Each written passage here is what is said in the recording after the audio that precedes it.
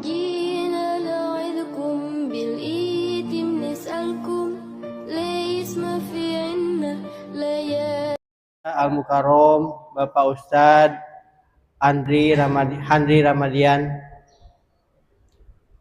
yang saya hormati jamaah Masjid Nurul Hidayah, yang saya hormati para pengurus DKM Masjid Nurul Hidayah. Pertama, mari panjatkan puji dan syukur kehadirat Allah Subhanahu wa taala, dan alhamdulillah pada pagi hari ini kita semua dapat hadir dalam rangka melaksanakan kewajiban kita, yaitu sholat subuh secara berjamaah, yang insya Allah akan dilanjutkan dengan kajian yang biasa kita lakukan pada hari Selasa pagi ini. Bapak Ibu jamaah sekalian, sebelum kita memulai kajian pada pagi hari ini, kita kirimkan suratul Fatihah. Yang pertama kepada para almarhum dan almarhumah yang telah mewakafkan tanah ini untuk dibangun Masjid Nurul Hidayah ini. Kita doakan mudah-mudahan para almarhum dan almarhumah diampuni segala dosa-dosanya, diterima iman Islamnya, dan dijadikan ahli surganya Allah Subhanahu wa taala. Yang kedua, Al-Fatihah untuk kita semua yang masih sehat. Mudah-mudahan kita selalu istiqomah menjalankan apa yang diperintahkan oleh Allah Subhanahu wa taala, dikuatkan keimanan dan ketakwaan kita kepada Allah Subhanahu wa taala, diluaskan rezekinya yang barokah, dan senantiasa selalu diberikan kesehatan. Mengharap ridho Allah, kita bacakan suratul Fatihah bi barakati Al-Fatihah. A'udzubillahi minasyaitonirrajim. Bismillahirrahmanirrahim. Alhamdulillahirabbil alamin arrahmanirrahim maliki yaumiddin iyyaka na'budu wa iyyaka nasta'in ihdinas siratal mustaqim siratal ladzina an'amta 'alaihim ghairil maghdubi 'alaihim waladdallin. Bapak Ibu jamaah sekalian, untuk mempersingkat waktu kami persilakan untuk Bapak Ustadz untuk memberikan kajian pada pagi hari ini. Tafadhol. Syukran. A'udzu billahi minasyaitonir rajim. Bismillahirrahmanirrahim. Assalamualaikum warahmatullahi wabarakatuh.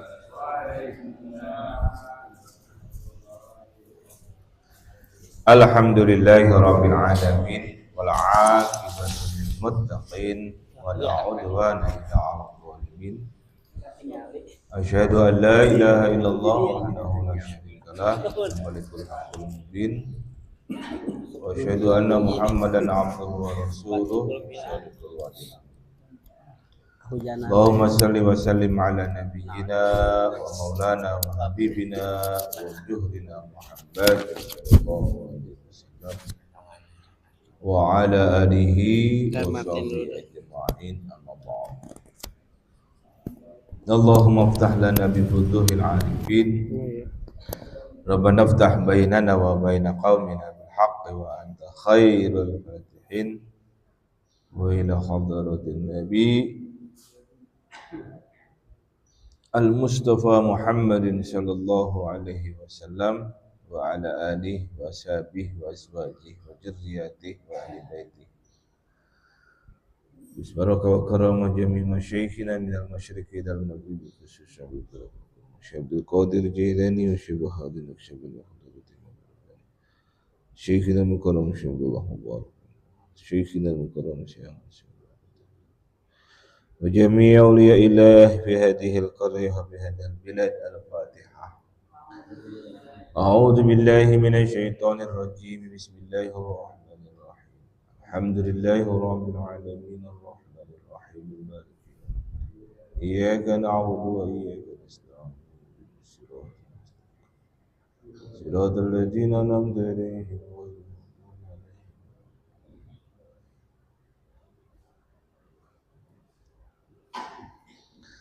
Para bapak dan saudara-saudaraku yang dirahmati oleh Allah Subhanahu wa taala, wabil khusus DKM Masjid Nurul Hidayah. Semoga senantiasa dalam keadaan sehat, senantiasa istiqomah dalam melaksanakan pelayanan kepada umat. Para jamaah sekalian, para bapak, saudara-saudara, dan para ibu yang dirahmati oleh Allah, kita lanjutkan kajian kita masih berkutat di fikih salat. Kita masuk ke rukun salat. Kemarin adalah kita bahas pointernya, sekarang kita masuki lebih dalam lagi bagian-bagian dari pekerjaan itu.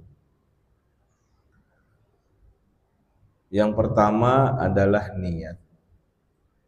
Niat adalah ketetapan di dalam hati nurani seseorang untuk melakukan serangkaian ritual yang bernama sholat sesuai dengan apa yang diajarkan oleh Rasulullah Muhammad SAW dengan maksud ibadah. Kalau sekadar memperagakan, tidak ada niat untuk melakukannya sebagai ritual ibadah, dia harus memastikan di dalam hati nuraninya bahwa yang sedang dilakukannya itu adalah ritual ibadah berdasarkan petunjuk Nabi Shallallahu Alaihi Wasallam untuk tujuan tertentu.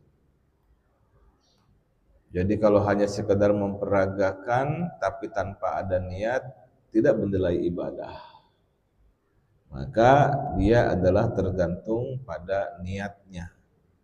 Ya, semua pekerjaan, sebagaimana hadis Rasulullah Muhammad Shallallahu Alaihi Wasallam, Amirul Mukminin Abi Hafsah Umar bin Khattab radhiyallahu taala anhu qala sami'tu Rasulullah sallallahu alaihi wasallam yaqul innamal a'malu binniyat wa innamal likulli imri'in ma nawa faman kana hijratuhu ila Allah wa rasuluhu wa hijratuhu ila Allah wa rasuluhu man kanat hijratuhu lid-dunya yusibuha aw imra'atun yankihuha wa hijratuhu ila ma hajara ilaihi. Hadis dari Amirul Mukminin Abu Hafs Umar bin Khattab radhiyallahu anhu, ia berkata, aku mendengar Rasulullah Muhammad sallallahu alaihi wasallam bersabda, innamal a'malu binniyat, segala amal itu tergantung niatnya. Wa innama likulli imri'in ma nawa, dan setiap orang hanya mendapatkan sesuai niat. Ini garis batasnya jelas sekali. Bahwa semua pekerjaan baik, amal solih itu tergantung pada niatnya. Niatnya karena apa? Karena Allah apa karena yang lain? Lillahi ta'ala apa li ghairihi? Li mertua. Ya. Li harta misalkan, lil mal atau li imroh, li imro'ah, li imro'atin, atau karena perempuan. Ya. Jadi tergantung niatnya itu semua. Antum sedekah tergantung niat antum. Untuk apa? Untuk ketenaran? Jangan. Ya. Untuk dibilang orang yang dermawan? Jangan. Lillahi ta'ala. Hanya karena Allah Subhanahu wa ta'ala. Bukan karena yang lain. Ya. Jadi ini jelas sekali batasnya dari Rasulullah Muhammad sallallahu alaihi wasallam. Bahkan asbabul wurud hadis ini kan terkait dengan hijrah beliau dan hijrah para sahabat. Ada sahabat yang hijrahnya bukan karena Allah. Gitu. Maka dilanjutkan oleh Rasulullah, faman kana hijratuhu ilallahi wa rasuluh fa hijratuhu ilallahi wa rasuluh.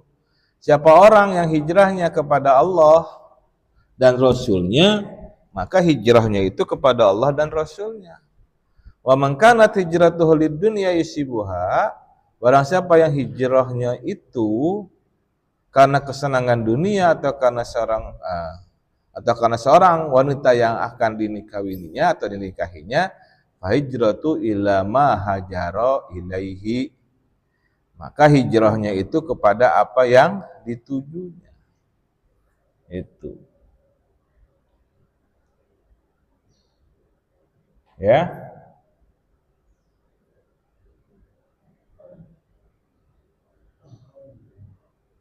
Gitu ya. Jadi jelas sekali ini. Kalau tujuan hijrahnya adalah karena dunia atau karena perempuan yang akan dinikahinya, maka dia hijrahnya kepada apa yang dia tujunya itu. Itu. Jangan sampai kemudian kita melakukan sholat itu dalam rangka supaya dikenal oleh orang lain sebagai orang yang baik, orang yang soleh. Nggak ada lagi tujuannya kecuali karena Allah Subhanahu wa Ta'ala. Maka kita harus sering-sering bersihkan niat kita, ya. Oke. Itu tergantung pada niat. Asbabul wurudnya adalah hadis tadi. Imam At-Tabrani meriwayatkan dalam Al-Mu'jamul Kabir dengan sanad yang bisa dipercaya bahwa Ibnu Mas'ud berkata, di antara kami ada seorang laki-laki yang melamar seorang wanita, namanya Ummul Qais. Namun wanita itu menolak untuk dilamar. Lalu ia berhijrah ke Madinah. Lelaki yang melamar itu ikut hijrah dan menikahinya. Karena itu kami memberinya julukan Muhajir Ummu Qais. Orang yang hijrah karena Ummu Qais. Itu ya. Sa'id bin Mansur meriwayatkan dalam kitab sunannya dengan sanad sebagaimana syarah Bukhari dan Muslim bahwa Ibnu Mas'ud berkata, siapa yang hijrah untuk mendapatkan kepentingan duniawi, maka pahala yang didapat sebagaimana yang didapat oleh laki-laki yang hijrah untuk menikahi wanita yang bernama Ummu Qais, sehingga ia dijuluki Muhajir Ummu Qais. Naudzubillah, summa naudzubillah. Ya, jadi dia hijrahnya bukan karena Allah, tapi karena AWW. Itu ya. Maka definisi niat, aslun an-niyat qasdus syai'i muqtarinan bi fi'lihi. Niat itu adalah memaksud sesuatu, bermaksud melakukan sesuatu, perbuatan bersamaan dengan pekerjaannya. Wa mahalluha, dan tempatnya al-qalb adalah qalbu. Wa talaffadzu biha sunnah.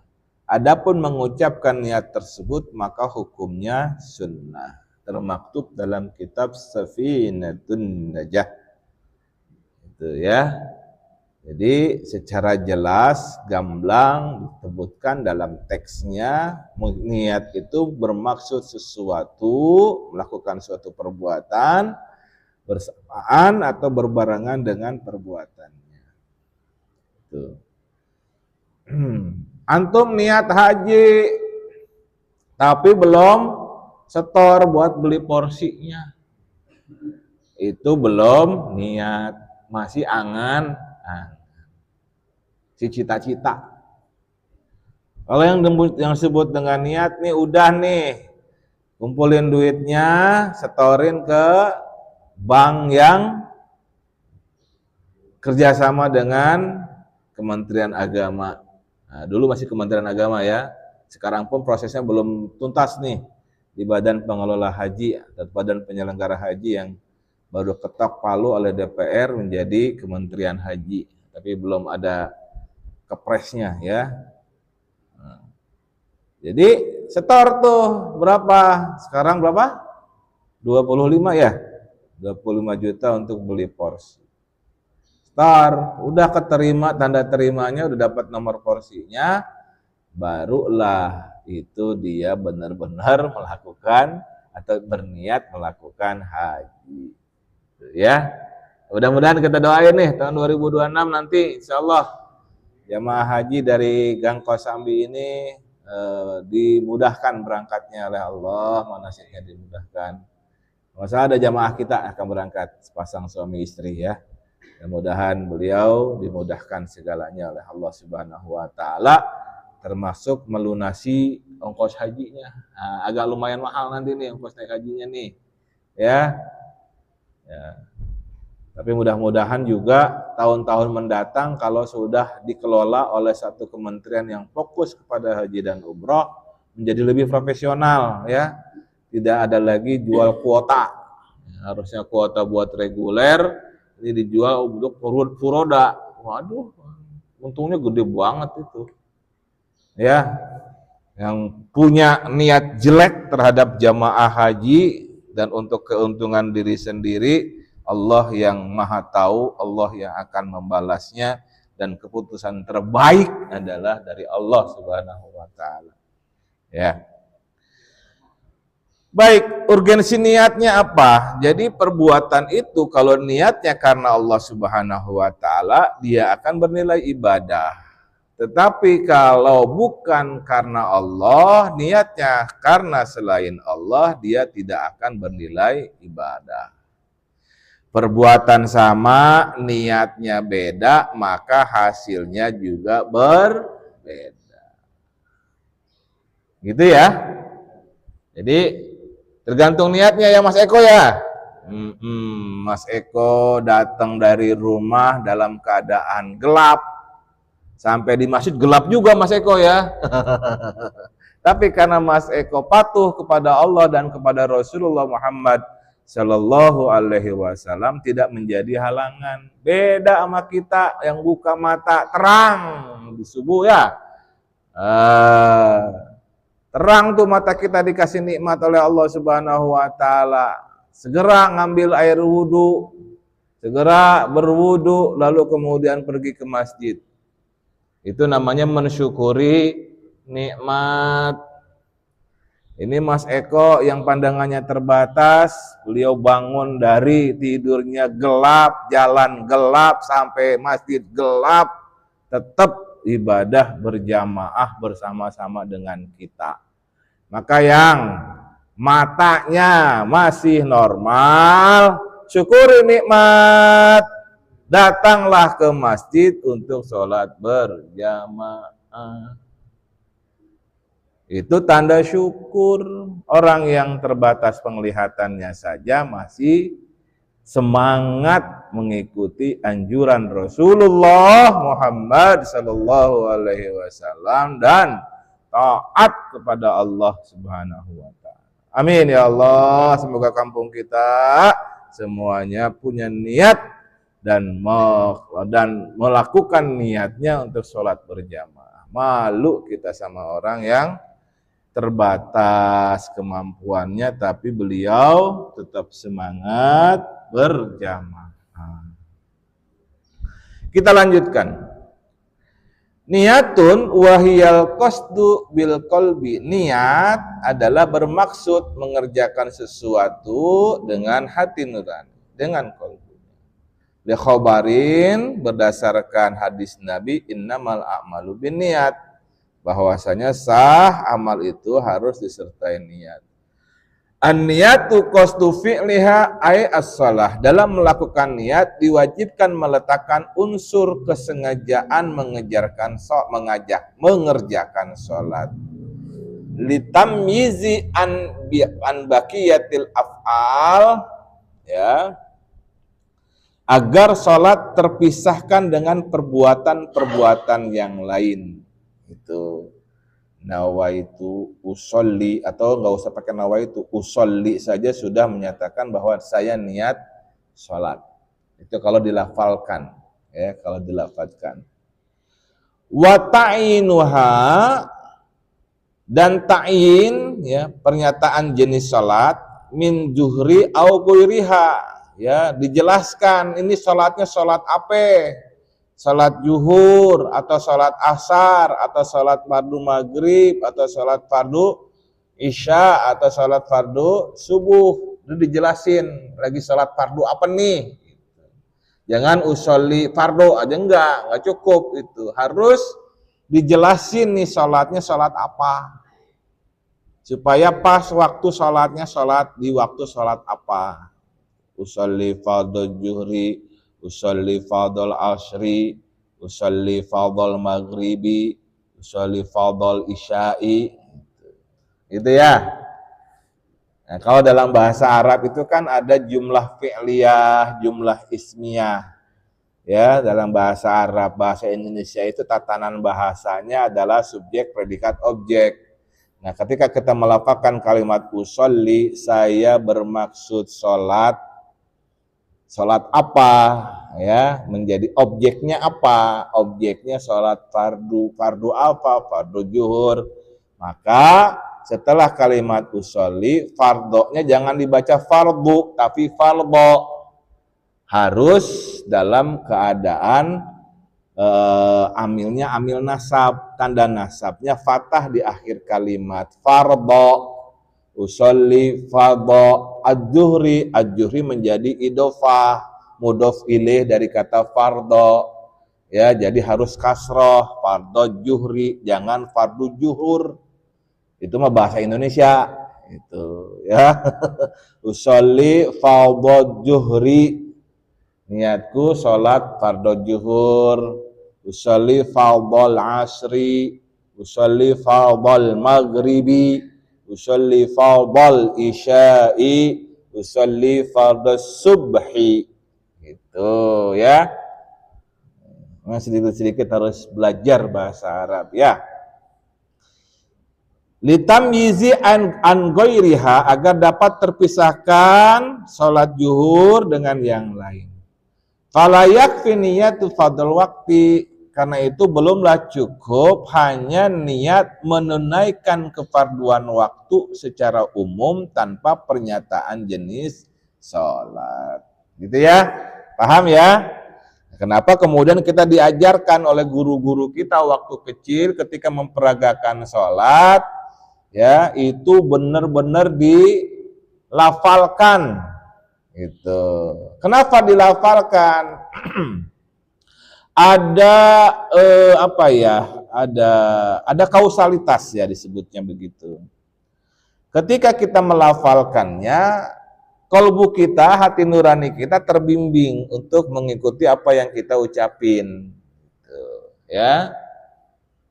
Kalau dari jauh-jauh misalkan kita naik motor ngejar sholat berjamaah, hampir selesai, imam hampir selesai baca surah yang setelah Al-Fatihah. Seperti tadi, meskipun saya ngimamin, saya masih mendengar deru motor orang yang masbuk begitu. Ya, buru-buru dia, Allahu Akbar, niatnya nggak terkondisikan, maka sholatnya menjadi rusak. Niati benerin aja dulu niatnya, jangan terburu-buru gitu. Ya, sampai di jajaran shaf dia berdiri dengan sempurna, siap-siap, lalu Allahu Akbar. Ketika Allah, niatnya di dalam hati, sejakku aku bersengaja sholat fardu subuh 2 rakaat menghadap kiblat, ya, karena Allah, makmum karena Allah Ta'ala. Gitu di dalam qalbunya.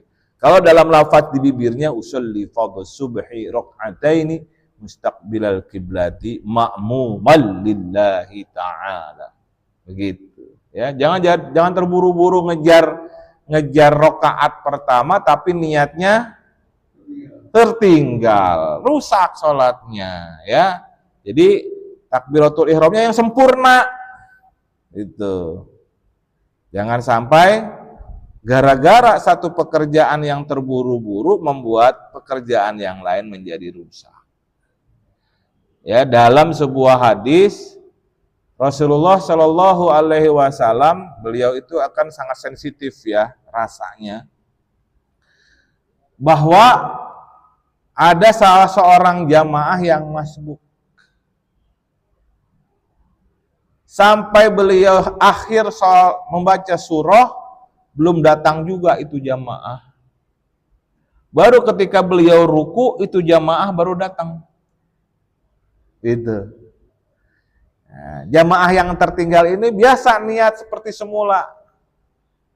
Lalu takbiratul ihram beliau langsung ngikuti Rasulullah, nggak baca lagi Al-Fatihah. Langsung ruku. Ikut ruku bersama Nabi Muhammad sallallahu alaihi wasallam. Lalu beliau bangkit. Bangkitnya tidak lagi Allahu Akbar, tapi Sami'allahu liman hamidah. Gitu. Dia bangkit dari ruku mengucapkan Sami'allahu liman hamidah. Kenapa? Karena makmum tadi ternyata membaca ketika baru mau sholat, Alhamdulillah. Kenapa? Karena masih ngikutin sholat berjamaah bersama Rasulullah. Itu. Maka beliau yang sangat sensitif pendengarannya, beliau mengatakan Sami'allahu liman hamidah. Maha mendengar Allah kepada orang yang telah mengucapkan Alhamdulillah. Siapa itu jamaah yang terakhir itu? Ternyata adalah Sayyidina Ali bin Abi Thalib. Beliau tertinggal takbiratul ihram. Kenapa? Karena dalam perjalanan beliau terhadang oleh seorang tua yang mau sholat berjamaah juga. Jalannya tertatih-tatih itu orang tua, sedangkan beliau anak muda yang gagah. Sangat besar penghormatan beliau kepada orang tua itu, maka beliau tidak mau melewati orang tua itu. Orang tua itu jalannya tertatih-tatih, beliau ikut jalan sambil memapah si orang tua itu. Barulah sampai ke masjid, Rasulullah lagi mau ruku gitu. Sampai di situ beliau mengucapkan Alhamdulillah. Dan Rasulullah Sami'allahu liman hamidah. Itu asbabul wurudnya kenapa menjadi Sami'allahu liman hamidah. Ternyata tua rentak tadi itu adalah iblis yang sengaja menggoda Sayyidina Ali bin Abi Thalib. Kenapa?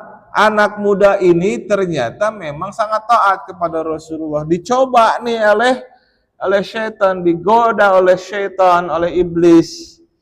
Ini orang gimana nih adabnya sama orang tua? Gitu. Dan juga ingin mencegah siapa? Sayyidina Ali untuk sholat berjamaah. Tapi Sayyidina Ali tahu, paham, tetap hormat dia sama orang tua. Gitu. Makanya kalau lagi lihat sama orang tua, kalau dia pas di belakang, saya nggak berani cepet-cepet. Kecuali saya minta izin. Gitu ya. Ya. Tapi kalau orang tuanya adalah sergap kayak Pak Haji Adi Ramdhani, wah yes, Pak yuk berangkat. Gitu ya. Termasuk ketika kan rumah saya dekat sama rumah Mas Eko gitu ya. Wah Mas Eko kelihatan nih. Salat berjamaah udah mulai. Yuk Mas Eko kita agak-agak cepat yuk. Gitu Mas Eko ya. Itu. Baik. Jadi meniatkan salat, kita mengkhususkan kefarduan salat kita adalah kita sebut nih. Kita lakukan salat fardu apa? Termasuk salat-salat sunnah. Gitu ya. Walau kanat as-salatul maf'ulah naflan ghairu mutlaq karrawatib wa sunan al-muaqqatati audatis sabab. Ya. Jika salatnya adalah salat sunnah yang bukan mutlak, misalnya salat sunnah rawatib yang ditentukan dengan waktu atau sebab, fayajibu fiha at-ta'inu bil idafati ila ma ya'inuha kasunnati dhuhri al-qabliyati awil ba'diyati. Maka selain ta'yin diwajibkan menyandarkan pada sesuatu yang ditentukan, misalnya untuk salat sunnah zuhur disebutkan qobliyah atau ba'diyahnya. Gitu ya. Usolli sunnatad duhri qobliyatan mustaqbilal kiblati rakaataini lillahi ta'ala. Itu lafadznya. Aku niat sholat zuhur sebelumnya. Sholat sunnah zuhur sebelumnya. Atau kalimat yang lain, usolli sunnata qobliyatid zuhri. Gitu ya. Aku sholat sunnah qobliyah zuhur. Jadi benar-benar disebutin qobliyahnya atau ba'diyahnya. Kalau setelah zuhur, usolli sunnata ba'diyatad zuhri atau ba'diyatid zuhri. Aku sholat sunnah ba'diyah zuhur. Gitu. Ya, disebutin tuh. Wa illam yuakhir al-qobliyati atau al-qobliyata. Walaupun sholat sunnah qobliyahnya dilakukan sesudah sholat zuhur. Aneh nih. Qobliyah kok dilakukannya setelah sholat zuhur, Pak? Kan namanya juga qobliyah sebelum. Tapi ini setelah.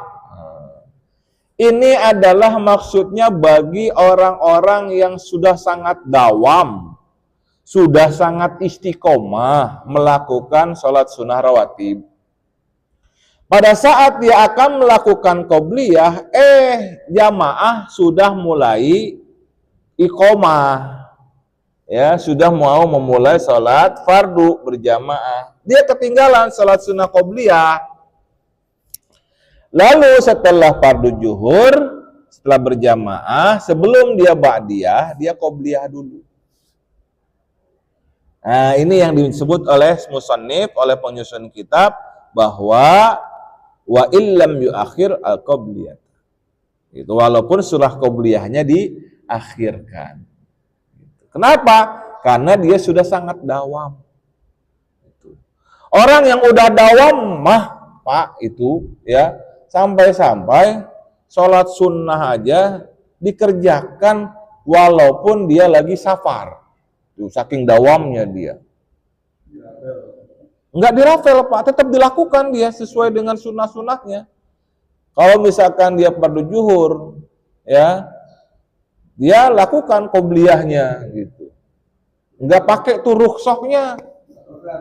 Iya, ada 2 rakaat, ada 2 rakaat ya, ada 2 rakaat atau 4 rakaat, 2 rakaat sebelum dan 2 rakaat sebelum berzuhur itu ada yang 4 ya, ada 2 plus 2 gitu maksudnya. Gitu. Jadi dia lakukan itu, rukhsahnya nggak dipakai. Kan kalau orang safar rukhsahnya jangankan sholat sunnah, sholat fardu aja dikumpulin, bahkan dikosor gitu. Nah, ini saking dia istiqomahnya, saking dia dawamnya, maka sholat-sholat sunnahnya pun dilakukan sebagaimana dia biasa ketika mukim. Rukhsahnya nggak dipakai. Gitu. Sayang ya, rukhsah nggak dipakai. Ya. Itu biasanya orang yang sudah dawam itu orang yang memang sudah banyak keistiqomahannya gitu. Seperti maaf para sepuh-sepuh itu kan udah biasa teristiqomah tuh biasanya ya. Sholat sunnahnya banyak gitu ya, alhamdulillah. Ya, alhamdulillah. Sehingga kemudian safar pun begitu. Termasuk ini yang kita sebut tadi, yang disusun oleh Kiai Musannif, bahwa ketika dia melakukan sholat sunnah qobliyah tapi terhalang kegiatan sholat sunnah qobliyahnya oleh fardu berjamaahnya, maka didahulukan fardu berjamaahnya, lalu kemudian dia sholat sunnah qobliyah, diakhirkan sholat sunnah qobliyah. Setelah itu baru dia sholat sunnah ba'diyah. Gak apa-apa itu. Nah, tapi kalau misalkan dia nggak istiqomah ya diusahakan ya nggak usah lah. Itu takut oleh orang lain dianggap ini orang beda sendiri nih. Tapi kan orang lain nggak tahu kalau kita sholat sunnah qobliyah di akhir, gitu kan? Karena kan kita ya kalau dijaharkan artinya kan kita pengen diketahui oleh orang lain, ya nggak? Ya. Tapi kalaupun Bapak mau melakukannya, itu bisa dilakukan. Karena Bapak keistiqomah tadi. Istiqomah. Tapi biasanya kalau orang yang istiqomah melakukan sholat sunnah rawatib, sebelum ajan aja udah ada di masjid. Gitu. Ya, dia nggak bakalan ada kasus kayak begini. Ya, kasus kayak begini ini mungkin dia lagi perjalanan kemana atau dari mana begitu. Ya, biasanya dia nungguin ajan, ini nggak tertunggu ajannya, gitu ya. Ada kesibukan apa, mungkin lagi rapat, lagi semangat rapat misalkan dengan saudara, dengan keluarga, dengan kolega. Pas ajan dia nggak sempat ada di masjid gitu kan. Sampai di jeda waktu antara ajan ke iqomah antara 5 sampai 10 menit pun dia nggak bisa misalkan gitu. Ya. Padahal Pak sebenarnya ya salat sunnah qobliyah ketika setelah ajan dilakukan di rumah pun enggak apa-apa sebenarnya. Itu ya dilakukan di rumah salat sunnah qobliyah, lalu Bapak berangkat ke masjid, saat di masjid aja iqomah, ya udah kan qobliyahnya sudah dilakukan oleh kita, gitu ya. Itu teknis saja sih sebenarnya ya. Oke.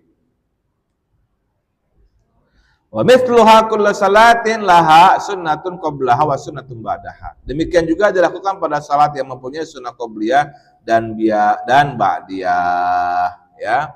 Wa ka'idul adha, seperti juga salat Idul Adha, awil akbar, atau salat Idul awil akbar itu sebenarnya sama ya.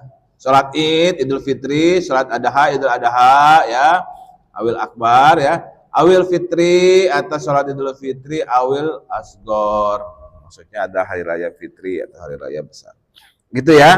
Jadi walaupun dia salat sunnahnya seperti Idul Adha, Idul Fitri ya, salat sunnah fajar dan lain-lain, maka kita sebutkan itu salatnya salat apa? Ya. Fala yakfi salatul Idul Fitri sawa'ul wahidah wa zaidah 'alaiha.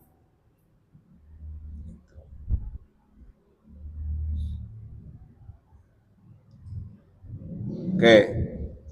Wal witru sawa'ul wahidah wa zaidatu 'alaiha, termasuk juga salat witir, baik ditunaikan 1 rakaat atau lebih ya. Usolli sunnatal witri.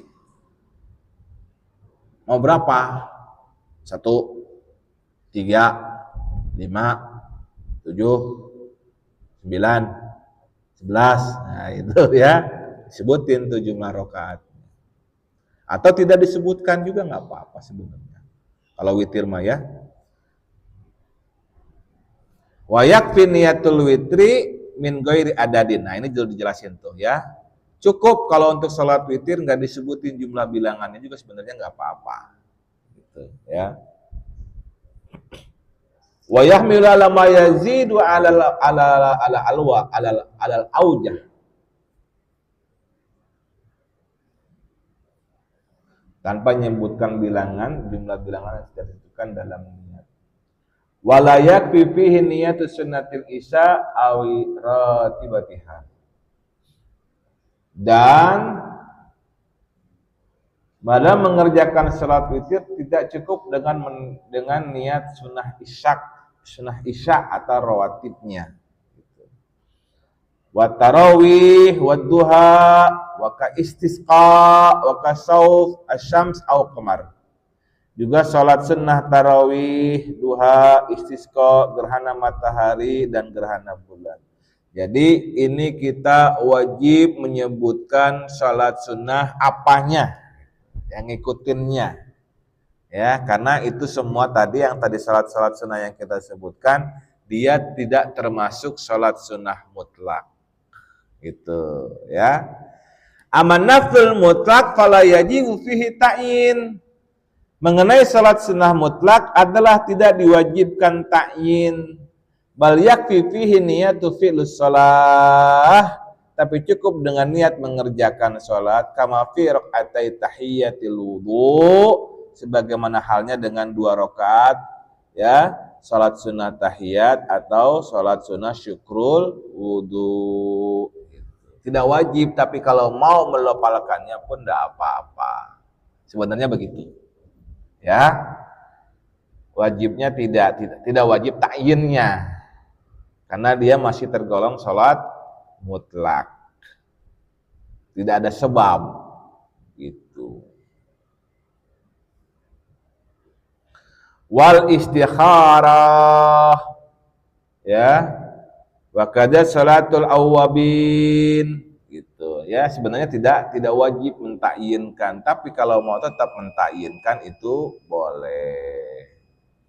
Ala ma qalahu Syekhuna Ibnu Ziyad wal alama As-Suyuti rahimahullahu taala, menurut pandangan guru kami Ibnu Ziyad dan al-alama As-Suyuti, wallazi jazama bihi Syekhuna fi fatwaihi annahu la budda fiha min at-ta'yini kadduha.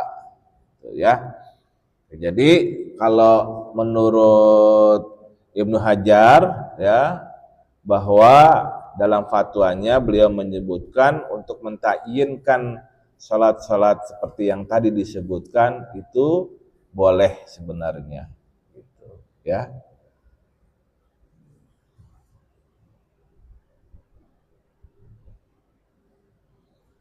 Oke, saya rasa cukup dulu untuk niat. Jadi kalau mau mentakyinkan, terutama yang di luar sholat sunnah mutlak, seperti sholat sunnah rawatib, ya, sholat sunnah yang memang jelas-jelas dicontohkan dalam kolosal, seperti yang dilakukan oleh Rasulullah, sholat sunnah Idul Fitri, Idul Adha, istisqa, ya, sholat sunnah kusuf dan khusyuf, ya, itu benar-benar ta'yinnya benar-benar dijelaskan. Ada pertanyaan? Monggo. Itu dulu, maaf Pak. Waalaikumsalam.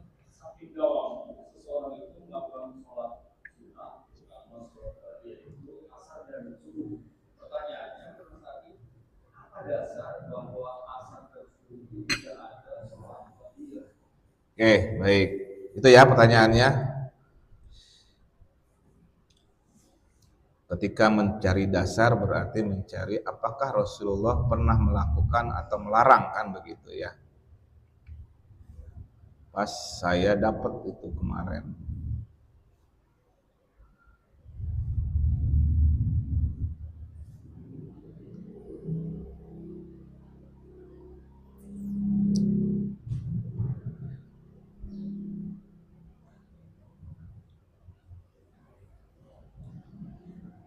Di 3 waktu ini dilarang melakukan salat. Far'un yukrahu tahrimus shalah la sababalah. Dimakruhkan secara tahrim melakukan salat yang tidak mempunyai sebab. Karena fil mutlaq wa minus salatut tasbih aulah sababun mutaakhir. Misalnya salat sunnah mutlak, salat sunnah yang wajibnya tidak ditentukan, umpama salat tasbih. Aulah sababun mutaakhir, atau melakukan salat yang sebabnya ada di belakang. Rakaat istikharah wa ihram. Misalnya 2 rakaat istikharah dan 2 rakaat sebelum ihram. Ba'da ada'un subhi hatta tartafa'us syams karamhin, yaitu setelah mengerjakan sholat subuh hingga matahari naik setinggi tombak. Wa asrun hatta maghrib, setelah sholat asar hingga terbenam maghrib. Wa inda istiwa ghaira yaumil jum'ah, dan di waktu istiwa selain hari Jumat. Nah, ini dia keterangannya. Jadi 3 waktu itu adalah setelah sholat subuh hingga matahari naik setinggi tombak. Nah, ini nih waktu isyraq nih. Kita tunggu waktu isyraq, jangan pas waktu isyraq kita lakukan sholat. Tunggu setinggi tombak. Kira-kira matahari meninggi pandangan kita itu sekitar 15 cm setinggi tombak itu dari horizon, dari ufuk. Tak, baru kita tunggu sekitar 10 sampai 15 menit setelahnya. Itu baru kita melakukan sholat sunnah istikharah. Antara sholat subuh sampai dengan terbit matahari yukrah, dimakruhkan. Itu ya. Wa asr hatta taghrib, setelah sholat asar hingga terbenam matahari. Jadi setelah sholat asar nggak ada ba'diyah karena itu yukrahu, dilarang. Itu ya, setelah salat asar sampai nunggu azan maghrib itu ya, itu dilarang. Saya ingat waktu saya ada di Raudhah saat berhaji 2011, kami semua kan setelah salat subuh itu di Raudhah semua tuh. Setelah salat subuh, askar dan petugas langsung bikin sekat di belakang Raudhah atau setengahnya dari Raudhah, supaya setengahnya lagi bisa dipakai buat ibu-ibu. Itu. Ngapain tuh kan habis salat subuh? Ada yang salat sunnah. Askarnya bilang, haji, yukra, dilarang. Dimakruhkan salat sunnah setelah salat subuh. Tanggur, ya. Antum tunggu sampai sekitar pukul, kalau di sana itu pukul 6:30 itu baru isya. Sampai 6:30 antum barulah nanti salat sunnah. Jadi untung tuh yang ada tuh setelah salat subuh udah di Raudhah. Ya udah, kita manfaatkan baca Quran, kita manfaatkan zikir, dan itu pun gak diusir oleh askar. Itu ya. Sampai isyraq baru muncul, barulah kita salat sunnah isyraq. Setelah itu, setelah kelihatan orang sudah selesai salat sunnah, baru diusir-usirin sama askar. Gantian sama yang lain, gantian gitu. Itu ceritanya. Gitu ya. Nah, ini salah satu yang menjadi dasar. Itu sih, ya. Oke. Ada lagi? Bentar, Bapak ini dulu. Haji dulu. Ya.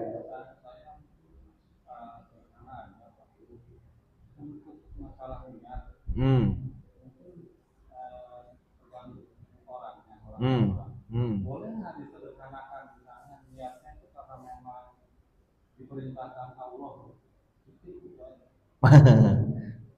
Ya nggak maksud. Kan tadi niat likul imri'in manawa. Setiap pekerjaan tergantung niatnya. Seperti antum mau niat untuk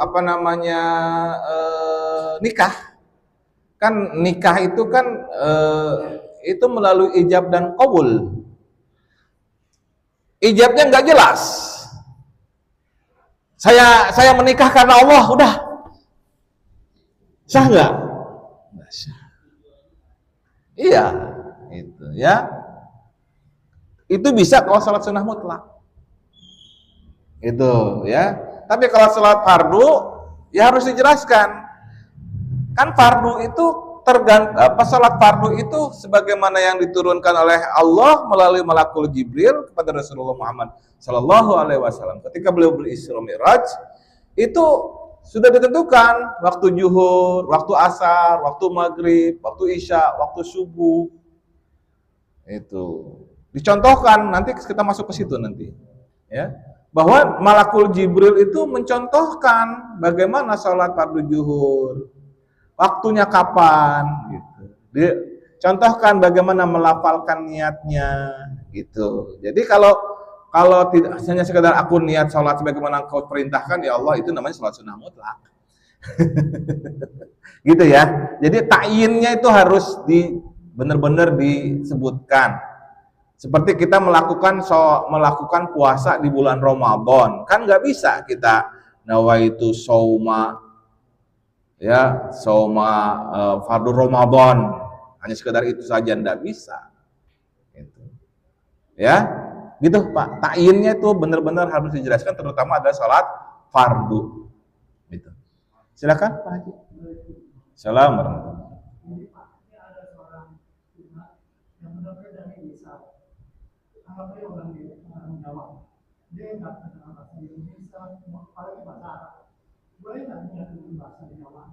Sangat boleh. Kan tempat niatnya di dalam kolbu.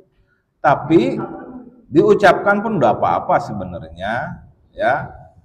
Enggak apa-apa karena itu kan sifatnya sunnah.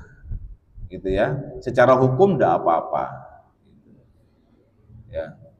Jadi Karena dia nggak tahu bahasa Arab, taunya cuma bahasanya sendiri. Karena niat itu adanya di dalam kolbu, maka dia mengucapkannya di dalam kolbu, maka dia boleh. Tapi saya rasa zaman sekarang agak jarang ketemu orang kayak gitu, kecuali dia jarang ngaji. Kalau dia ngaji pasti diajarin sama gurunya, Pak. Gitu ya. Orang benar-benar nggak ketemu guru kali begitu. Gitu. Iya, ya, pemisalan boleh-boleh saja memang, tapi konteksnya agak muskil gitu, mustahil gitu ya. Konteks zaman sekarang dia wong deso nggak pernah ketemu guru tapi mau sholat, kecuali mu'alaf, Pak. Ya, mu'alaf itu ya kita paham lah namanya mu'alaf kan. Itu. Jangankan sholat, wudhu aja kagak pernah, begitu. Gitu ya Pak ya. Perandaian itu bisa dijawab dengan hal seperti itu. Cukup ya? Demikian, mudah-mudahan bermanfaat. Nah, satu lagi. Hanya menambahkan saja tadi yang pertama pertanyaan. Kalau dikatakanlah waktu tidak sadar usul itu tadi katakan sifat pemarah, kenapa tadi dikatakan makruh? Kalau pemarah kan harusnya haram kan? Ya. Ya, pertemuan berikutnya nanti saya bahas lagi ya. Oke, demikian yang hak datang dari Allah, yang keliru datang dari diri saya, mohon dimaafkan. Kita berdoa. Bismillahirrahmanirrahim. Allahumma sholli ala sayyidina Muhammad wa ala ali sayyidina Muhammad salatan tunjina biha min jami'il ahwali wal afat wa takdilana biha jami'al hajat wa tutahhiruna biha min jami'i sayyi'at wa tarfa'una biha indaka 'ala darajat wa tuballighuna biha ghayat min jami'il khairat fil hayati wa ba'dal mamat. Innal ladzina yubayyi'unaka innama yubayyi'una Allah yadullahi fawqa aydihim faman nakatha fa innama yankutu ala nafsi wa man awfa bima ahada alaihi Allah fasyutihi ajran azima. Sallallahu alaihi Muhammad wa ala alihi wasallam. Alhamdulillahi rabbil alamin. Kita tutup dengan doa kafaratul majlis. Subhanakallahumma wa bihamdika asyhadu an la ilaha illa anta astaghfiruka wa atubu ilaik. Jemaah sekalian, alhamdulillah kita sudah ikuti sama-sama pengajian pada pagi hari ini. Mudah-mudahan bisa kita jalankan menjadi kita menjadi dari Taufik wal Hidayah. Wassalamualaikum warahmatullahi wabarakatuh. Waalaikumsalam.